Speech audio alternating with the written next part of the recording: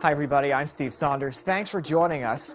We had in our studio Sound of New England Chorus, and one of their quartets performed for us the other day. Take a listen.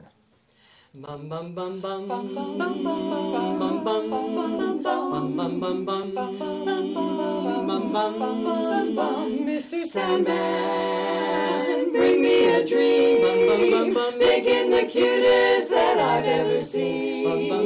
Give him the word that I'm not a rover, and tell him that his lonesome nights are over. Sandman, I'm so alone, don't have nobody to call my own. Please turn on your magic beam, Mr. Sandman, bring me a dream. Bum bum bum bum bum bum bum bum bum bum bum bum.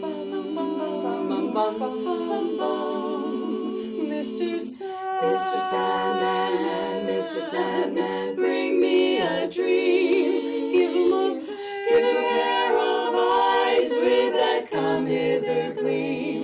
Give him a lonely heart like Pagliacci. Bum bum bum bum. And lots of wavy hair like Liberace. Sandman. Yes. Someone to hold would be so peachy before we're too old. Please turn on your magic beam, Mr. Sandman, bring me, please, please, please, Mr. Sandman, bring me a dream.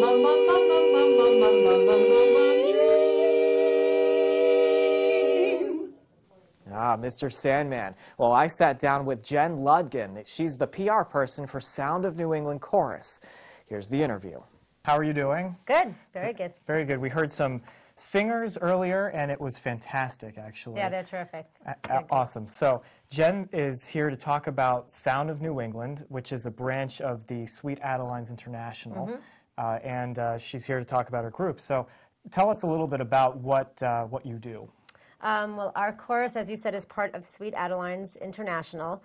We're a worldwide organization of women's barbershop singing choruses and quartets, and we sing 4-part a cappella harmony in barbershop style specifically.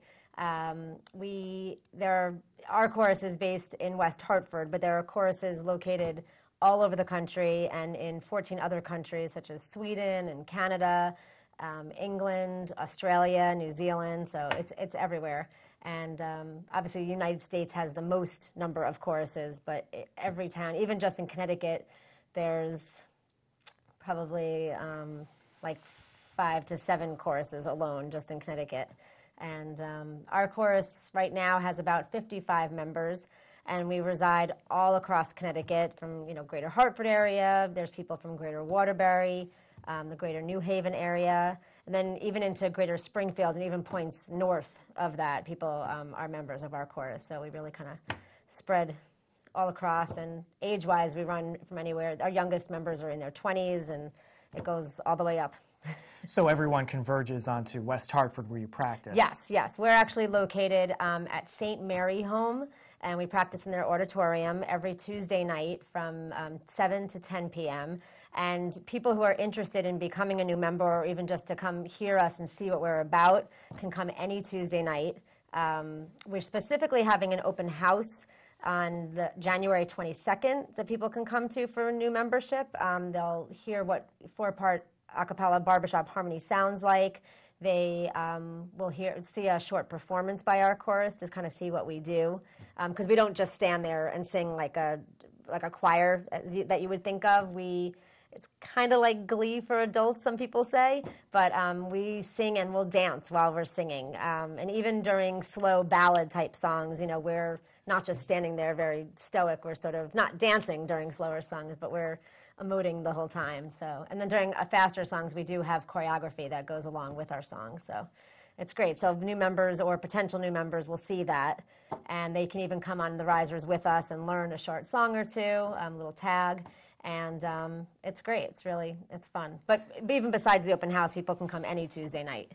Okay. And I was going to say, what part of being in the chorus is acting? Because I saw a lot of movement, like you said, choreography. I'm interested in that. It is acting to an extent. I mean, you're emoting throughout the song what you're supposed to be portraying, even potentially as a character or what you're feeling. So yeah, there definitely is acting involved. Because you're definitely not just standing there. You have to show everything on your face. It's not just about body movement as well. It's showing the expression and the character on your face.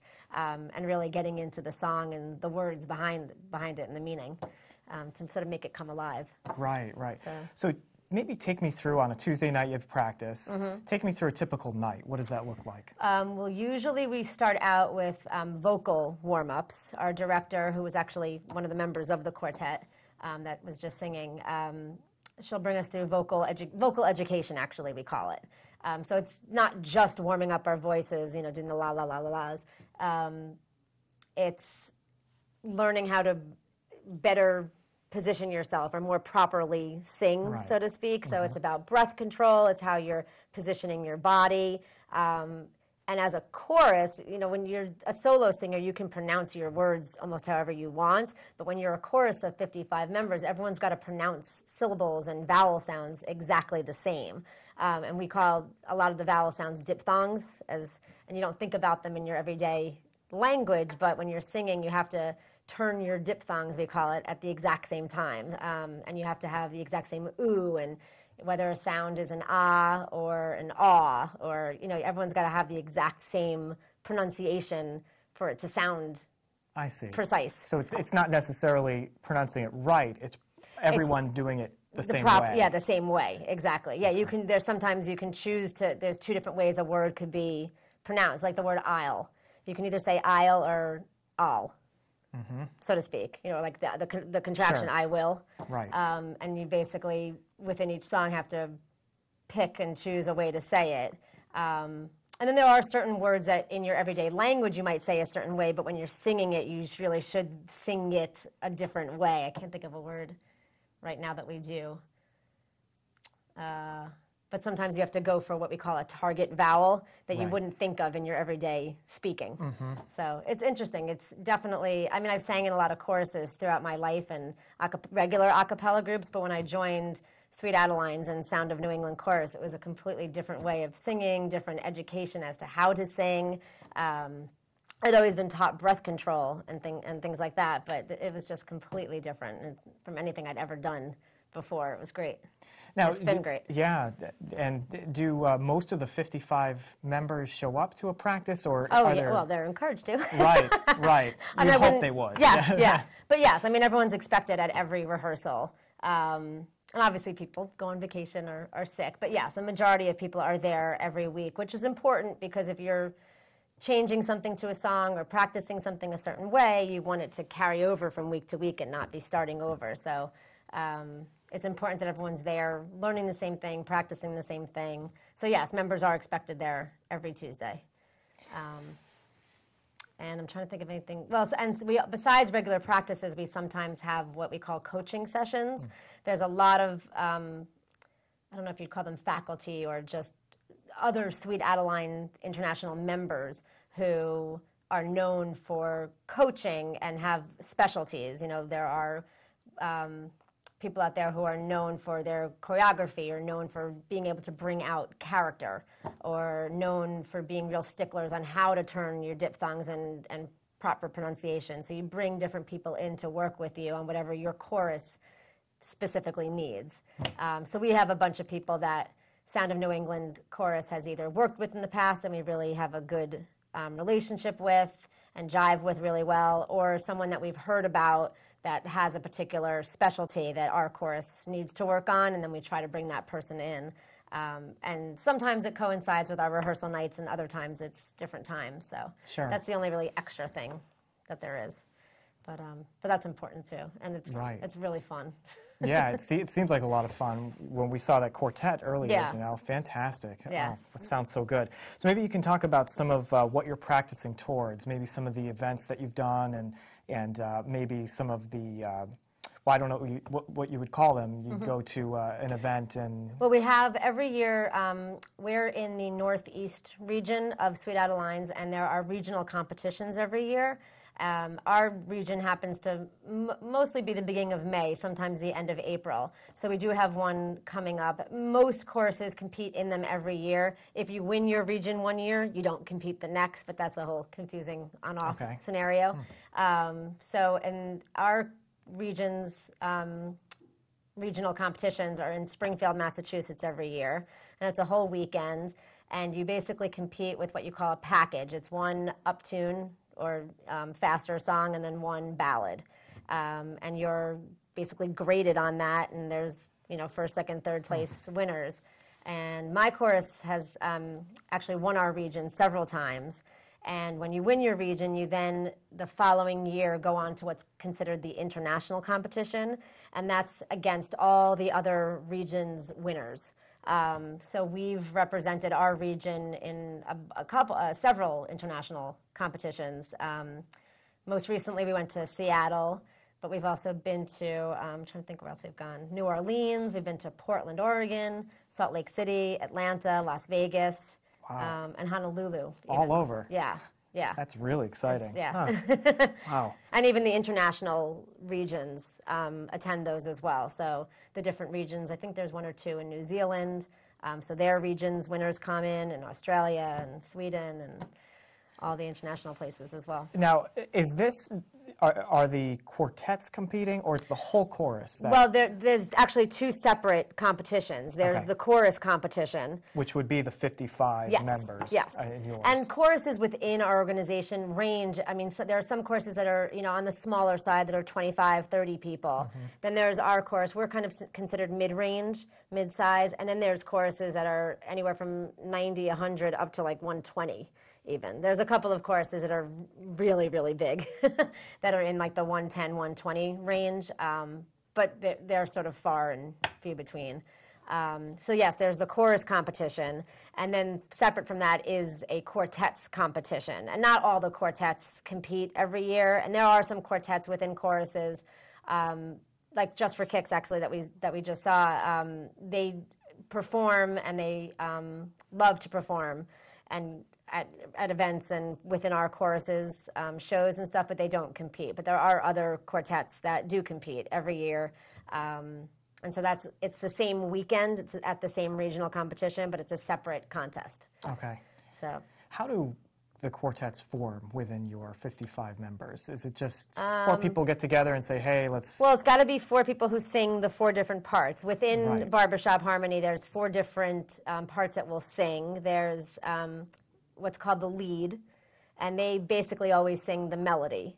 Then there's what we call a tenor. They sing above the lead, and that's usually the soprano voice that you think of. There's what's called the bass, and they sing the bottom part, that lower female voice that you hear. And then the last part is called baritone. They are in the same range as a lead, and they get sort of all the funky notes to sort of round out the barbershop chords. Okay. So I'm actually a baritone, so I'm a little partial to that part. But yeah, so it's an interesting part. We sometimes get really funky notes and note changes and jumps, and it's crazy. But so those are the four parts, and you have to obviously have each one of those parts represented in a quartet.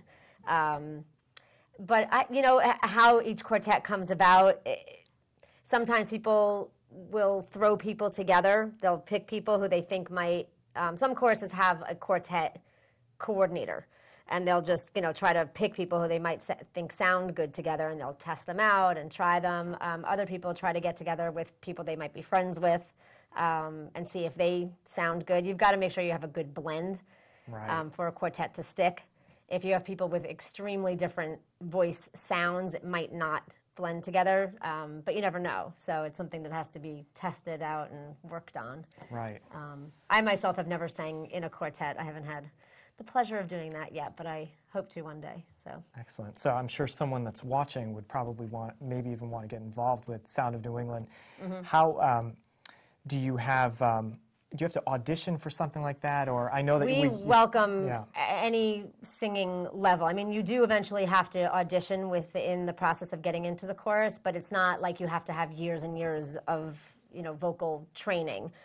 We do have people who have had years and years and varied experiences, but then we also have many singers who just love to sing, but this is their first choral group that they've gotten involved in. So they're sort of considered more beginners, and that is fine. They sort of learn our craft as they go along.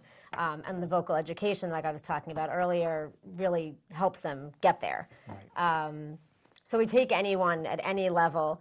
They come in and are sort of introduced to the chorus. We have a new membership team, so they'll be assigned to that person who sort of brings them through the process, tells them everything that's involved. They will be given a song that they have to try out with, but they'll have several weeks to learn it, and they'll have opportunities to get help with certain parts if they need it. But then, yes, they will have to try out and pass their audition, so to speak.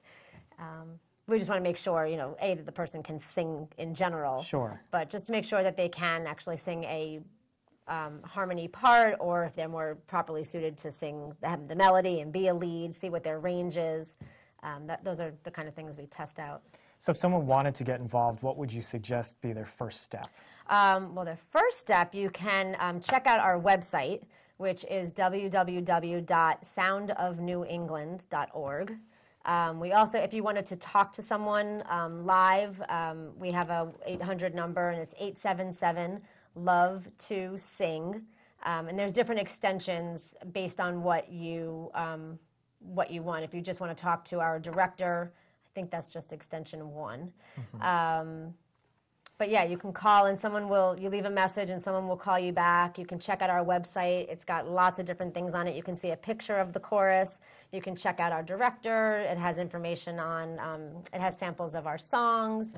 So those are the first 2 things. And then coming to a rehearsal. Really coming to a rehearsal and seeing what we do live in action is really the best way to hear what we're all about, see what we're all about. We're kind of one big family, and the atmosphere there is just, we work hard, but we have a lot of fun. Right. So, and I think that comes across really quickly when people see us. So, and if people aren't sure what barbershop a cappella is compared to regular a cappella, it's really good to come and hear us and see the kind of music that we do, the fact that we don't just stand there, the movement, see if people, and not everyone's going to be comfortable with that right off the bat, but it's a practice thing. Right. It takes practice. Excellent. So maybe you can talk about some of the things that you'll be doing for maybe specifically Valentine's Day. I know we talked about that on the phone, but other things that you're doing to maybe even generate money for the organization. Yeah, we have some fundraisers throughout the year, but the one that's coming up that's one of our biggest is what we call Singing Valentines, and it's this. It's basically musical messages of love and friendship, and basically we send out quartets. We have several quartets that go out on Valentine's Day, which is Thursday. It's a Thursday this year, February 14th. And to place if you place an order, we will go anywhere in the greater Hartford area and surrounding towns. We'll go to offices, we'll go to private residences, nursing homes, schools, hospitals, restaurants, you name it, we'll go there between 9 a.m. and 9 p.m. On that Thursday, and we'll sing to anyone you want us to sing to. We'll, parents, children, spouses. That's so cool. Bosses, grandparents, anyone. It's great, and it's $35 is the starting package cost, and that will get you 2 songs sung by our quartet to whoever you tell us to sing to. They'll also get a personalized card and another small gift. And it's great. Or you can actually order for $20 one song sung by a quartet over the phone anywhere in the U.S. So if you have someone that's not in the area, but you really want them to get this as a gift, it's really unique. It's very special. We get the best feedback about it every year. Some people are a little embarrassed by it, and other people just love being serenaded, and we get wonderful feedback. Even the people who are embarrassed end up loving it right. when they think about it after the fact. So. It sounds like a fantastic deal, too, It is, yes. Yeah, wow. It is. So what kind of songs have you been asked to sing? Well, we actually have a list. It's okay. hard for we don't really allow people to choose their own songs because that's hard for each individual quartet to learn whatever song. So right. we have a set list of about 6 or 7 songs that the quartets choose what they'll sing based on the order, based on the relationship. So it's really the quartet figures out what is best. And also based on the quartet, certain quartets know certain songs better than others. But we do have specific Valentine songs, but they're great songs. And the way to order a singing Valentine is that same 800 number I mentioned before, 877-LOVE-TO-SING, but that's extension 5. And we also have an email address that you can write to. And actually, I'm the order taker for the whole Singing Valentine's program. So whether you call the 877 number or the Valentine's email address, everything comes to me. And the email address is valentines@soundofnewengland.org. Okay, we'll get that on the screen. Yeah, definitely. that'd be great. Yeah. So what would you say is the best part of being involved in something like this? Oh, gosh. Sorry to put you on the spot. Oh, no. But Well, I mean, certainly the love of singing. Everyone there, their first and foremost reason for being there is to sing and their love of singing. Some people, it's the performing aspect of it as well. And some people who come in not having had that performing experience, it's really sort of opens them up to a different way. You know, they're not just, some people come from only having been in choirs and they're very used to holding music and just standing there, and it's a completely different way of singing and performing, and for some people it's a complete life changer. But I've made some really good friends in the chorus as well, and I think a lot of people would say that the friendships they've made there and sort of the family atmosphere that's created is probably the best thing. You know, some people love only the performances we do. Some people love the competition aspect of it. So there's something different for everybody. Sure. But again, the common denominator is that love of singing. Right. So in practice, I'm assuming you're holding a book with words in it, maybe, or... Well, originally, yeah. Everyone okay. gets sheet, you know, and different people learn differently. Some people learn only by reading sheet music. Some people can't read sheet music at all, and they just get a learning tape, and that's perfectly fine as well. Some people never really learned how to read music, and our chorus understands that. So we get both. We get sheet music and a learning tape. Some people use both. I use a combination of the two. And we start off with the sheet music, but our director really only allows us to use our sheet music for a handful of weeks. We're really expected to memorize it and get it off paper, as she says, within a couple of weeks, because then she can, because when we're looking at music, it's hard to really dig into the the meat of the music. Right. So she really wants those notes and the words memorized as quickly as possible, put the sheet music away, and then we really start digging into it, and sometimes they change things up and change the pace of the music or the feeling of it, or just put little final touches on it. Right, and I can see how even holding a sheet of music could hinder performance. Oh yeah, big time. I mean, if you're looking down the whole time at music rather than up at the director to see how she's flowing along with the song, and if she, you know, maybe holds you a little longer in a part, if she's experimenting herself on different ways to play with the song. If you're just reading sheet music, you're lost. Right. So, and then you can't get into the character and into the feeling of the song. So if someone's watching that may want to be a part of this, what would you say to them as a way of encouragement of getting involved in Sound of New England? To come on out and visit us and see what we're all about. You know, take that leap. Some people might be scared to jump into a chorus if they're new. It was, you know, it may seem like it's intimidating, but our chorus is so welcoming. We love new members. We love showing them what we're all about, showing them our love for singing, and it's a great activity. It's a great thing to have for yourself outside of your family and work, and just to have this for yourself. It's fantastic. Yeah, it is a huge leap, you know. Right. If you're just kind of thinking about it and are tentative, but if you have any inkling of loving of singing at all, it's such a wonderful organization. For people who love to sing, it completely fills a gap. Right. And a need. Right, and you've made it easy life. for people to get involved. You've got a phone number with a live person they can talk to. You know? So, right. yeah. And the website gives a lot of information. it kind of gives you a feeling of who we are and what we've done, where we've been, places we perform. Our performances even, we perform for some, at public places, private events. We do a whole bunch of Christmas shows every year. So that's always fun. We have a separate Christmas time repertoire. That's fantastic. So we sort of dust that off each holiday season. Right. So that's really fun too. What did you guys do this Christmas? We did one performance actually at the place where we rehearse. So that was it was an open performance. So it was for anyone who wanted to come see us. Plus, it was for the St. Mary Home residences, the residents who live there. So they came down, saw us perform for the first time. It was open to the public. A lot of other people came in and saw us, and we did half of our Christmas repertoire, and then the other half was considered our regular repertoire. Okay. So it was a nice mix. But it was fun. Wow. It was fun. You have any favorite songs that you like to do? I'm sure the chorus has some favorites of theirs. Sometimes we do what you call smash-ups. You put two songs together. Okay, So we have a song that's called Angry Bill Bailey, and it's actually two different songs, and I forget the names of the actual two different songs. But they've sort of put them together, so it's like this mashup of two older songs. We do swing music, big band type songs. Jazz. Yes. A lot of jazz.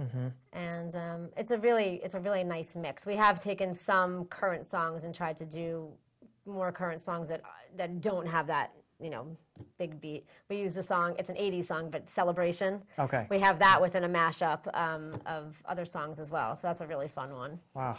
It's great. That's excellent. Excellent. And it's introduced me to a lot of older music that I didn't necessarily know. Right.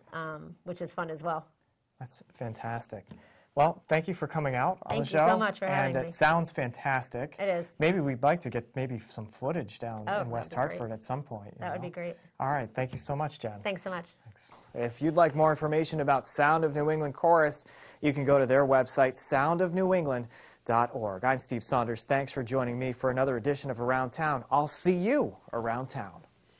Handsome face, I know swing and play, so baby, take to the sky. Come fly with me, let's fly away, up and away. If you can use some exotic booze, there's a bar in far Bombay. Come fly with me, let's fly away, let's get away.